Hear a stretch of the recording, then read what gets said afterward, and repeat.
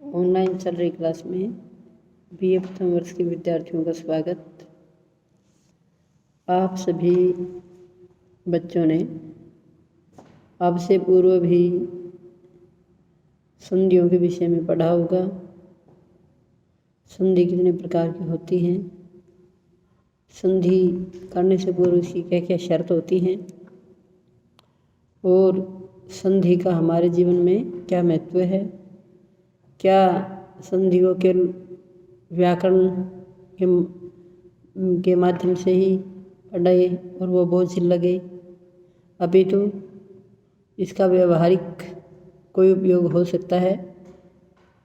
इस संबंध में आज हम बिल्कुल नए तरीके से इन संधियों को पढ़ेंगे, क्योंकि संधि का जो विषय है वो मैं मानती हूँ कि छठी क्लास के से लेकर के बाद में धीरे धीरे संधि के विषय को समझाया जाता है, और जब आप ये प्रथम वर्ष में आ गए हैं तब संधि का विषय भी क्या है, आपका कुछ विस्तृत रूप इसका हो गया है। हिंदी में भी संधि को पढ़ाया जाता है, लेकिन हिंदी की जितनी भी व्याकरण है वो लगभग संस्कृत व्याकरण से ही ली हुई है। संधि शब्द पुल्लिंग है। संधि शब्द सम उपसर्ग धा धातु से की प्रत्यय लगाने पर बनता है। की प्रत्यय का ई शेष बचता है। संधि का ही दूसरा नाम क्या होता है, संहिता भी होता है। इसका सूत्र आता है संज्ञा प्रकरण में प्रसन्निकर्ष संहिता, अर्थात वर्णों की अत्यधिक समीपता को बिना किसी बाधा के जब वर्ण परस्पर मिले हुए होते हैं तब उसको क्या कहा जाता है, संहिता या संधि कहा जाता है। संधि का सामान्य अर्थ मेल भी होता है, संधि का अर्थ जोड़ भी होता है, क्योंकि जब तक दो शब्द जुड़ेंगे नहीं तब तक उनमें किसी प्रकार का कोई परिवर्तन संभव नहीं होगा। और ये जो संधि है ये केवल अगर हम पुस्तक में व्याकरण के तौर पर ही पढ़ेंगे तब हमें ये बहुत ज़्यादा बोझिल नज़र आएगी, और जब इस संधि को हम अपने जीवन से जोड़ के चलेंगे कि व्यवहारिक जीवन में भी इसकी कोई उपयोगिता है, तब हमें ये संधि क्या है, बोझिल नज़र नहीं आएगी। संधि जैसा कि मैंने बताया कि संधि मेल को भी कहते हैं, संधि जोड़ को भी कहते हैं, क्योंकि संधि की सामान्य शर्त यही है जब दो या दो से अधिक वर्णों के मध्य में किसी भी प्रकार का भेदक वर्ण नहीं होगा तभी संधि हो सकती है। अगर कोई भेदक वर्ण होगा तो संधि नहीं हो सकती। अर्थात अत्यंत समीपता को, बाधा रहित अत्यंत समीपता जब वर्णों के मध्य होगी तभी उन वर्णों में संधि हो सकती है, और दो या दो से अधिक वर्णों के मिलने पर जो परिवर्तन होता है उसी को संधि कहा जाता है। संधि की आवश्यकता हमें घर में भी है, परिवार में भी है, समाज राष्ट्र सब जगह आवश्यकता होती है। जैसा कि व्याकरण शास्त्र में कहा, वर्णों की अत्यंत समीपता ही संधि कहलाती है। जिस प्रकार से एक छोटा सा उदाहरण दूँ मैं, जो कि आपने हमेशा ही पढ़ा है, यद्यपि, यदि प्लस में अपि, क्योंकि ये यण संधि का उदाहरण है। सामान्य उदाहरण दिया समझाने के लिए। यण संधि के अंदर क्या होता है, ई को य, उ को व, री को र हो जाता है, लेकिन होगा कब, जब आगे कोई भी समान स्वर होगा।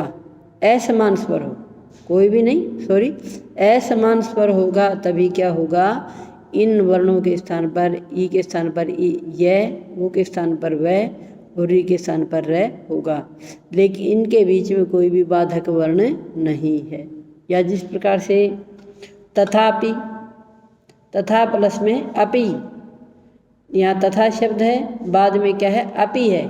तथा का आ है और अपि का ए है, अर्थात आ और ए दोनों को मिलाकर के क्या हो गई, दीर्घ संधि हो गई। अर्थात इनके बीच में भी किसी प्रकार का कोई अन्य वर्ण नहीं है, और अन्य वर्ण होने के कारण ही क्या हो गई, ये दीर्घ संधि कहलाई। संधि के खोलने को विग्रह या संधि विच्छेद भी कहा जाता है। समास के खोलने को भी विग्रह कहा जाता है। ये समास के प्रकरण में पढ़ेंगे हम। और विग्रह शब्द के अन्य भी अर्थ हैं। विग्रह शरीर को भी कहा जाता है, विग्रह लड़ाई को भी कहा जाता है, क्योंकि पहले शब्द अलग अलग करते हम, वो विग्रह कहलाएगा। और विग्रह हुए शब्दों को, अलग अलग शब्दों को जब हम जोड़ देंगे तो जुड़ा हुआ पद क्या कहलाएगा? संधि कहलाएगी। संधि 3 प्रकार की है। अच संधि, जिसका दूसरा नाम क्या है? स्वर संधि है। हल संधि, जिसका दूसरा नाम क्या है? व्यंजन संधि है। और तीसरी संधि क्या है? विसर्ग संधि है। सबसे पहले हम हल संधि के बारे में पढ़ेंगे और इसका बहुत ही सरल से सरल तरीका अपनाने की कोशिश करेंगे। इनका नाम अच क्यों पड़ा? स्वरों का नाम अच क्यों पड़ा? क्योंकि वैयाकरण विद्वान जिन्होंने वैयाकरण के सूत्रों की रचना की, बाद की सारी व्याख्याएं पाणिनि के व्याकरण के आधार पर हुई हैं। तो पाणिनि के द्वारा लिखे हुए जो प्रत्याहार सूत्र हैं, 14 सूत्र हैं, जिनको कि माहेश्वर सूत्र भी कहा जाता है।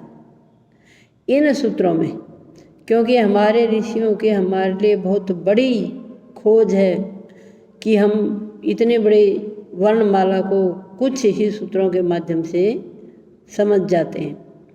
तो वहाँ प्रत्याहार सूत्रों में पहला सूत्र है ए ई उण, दूसरा है रि ऋक ए ओंग, और चौथा क्या है? आई औच।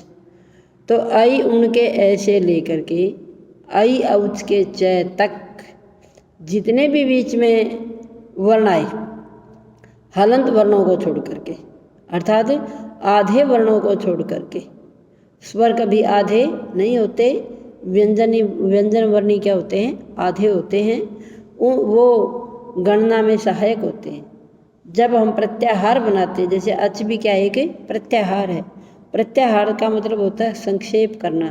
प्रत्याह्रियन्ते इति प्रत्याहार, अर्थात जहाँ बहुत बड़े रूप को संग्रहित करके छोटा रूप बना दिया जाए, वो क्या कहलाता है? प्रत्याहार।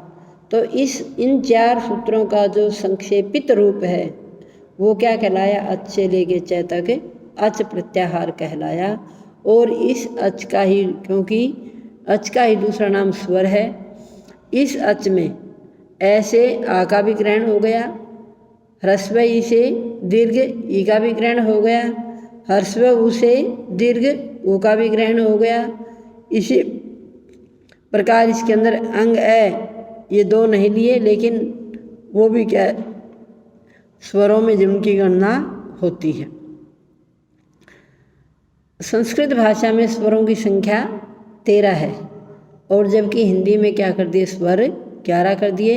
जबकि व्यवहार में जिन 2 स्वरों का वो प्रयोग नहीं करते लिखित रूप में, व्यवहार में उन 2 स्वरों का प्रयोग भी पाया जाता है। इन अच का नाम स्वर क्यों पड़ा? स्वर कहते हैं स्वतंत्र को, स्वतंत्र है कर्ता। स्वयं राजन्ते इति स्वरा, स्वयं राजन्ते इति स्वरा, जो अपना स्वरूप स्वयं प्रकट कर देते हैं उनको क्या कहते हैं? स्वर।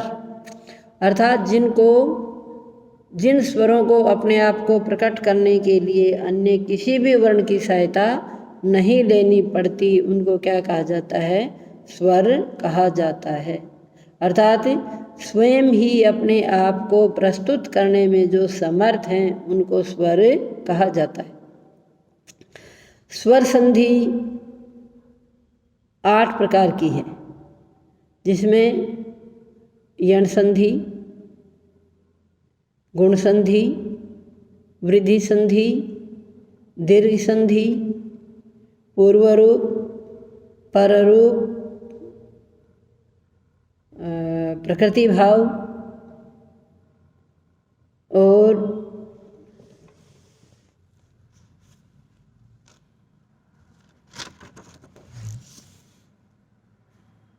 ये 7 प्रकार हो गए। 8वां प्रकार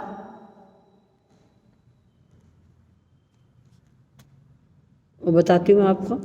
हाँ, तो इन 8 प्रकारों का आज हमने संधि का सामान्य स्वरूप पढ़ा है। कल हम एक एक संधि के बारे में विस्तार से पढ़ेंगे।